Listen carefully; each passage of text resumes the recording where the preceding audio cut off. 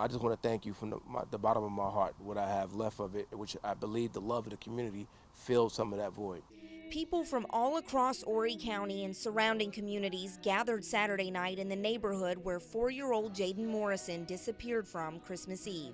His body was pulled from a retention pond not far from his grandmother's house where his family was visiting for the holidays. One day later, his father spoke to the community about their tragedy. The tranquility of that water, as I looked at it as an evil place in the beginning, and at the end of the day, I realized it was a soothing place, not only for me, but apparently for my son, who had no look of stress or wear and tear on his face, being pulled from the water. He says the support from the community since Jayden's death and the massive search effort for his child was uplifting during this difficult time.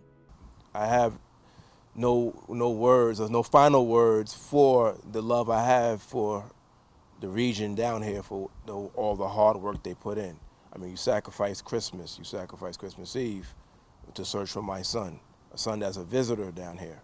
And the love that came back for my son was like they know him from the day he came out the womb. From neighborhood residents to strangers, people say the outpouring of love for the Morrison family is tremendous. I've never ever seen an incident such as this, a circumstance that brought a community together like this, and not just our community, but communities all around, to see a community truly united in a common cause, sadly for a tragedy, but nonetheless, it just shows the good in all people.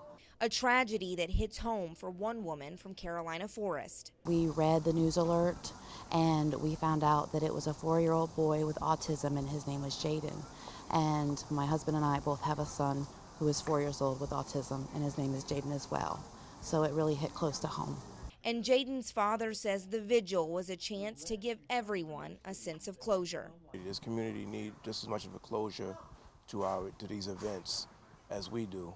Reporting in Horry County, Alex Heaton, WPDE News Channel 15.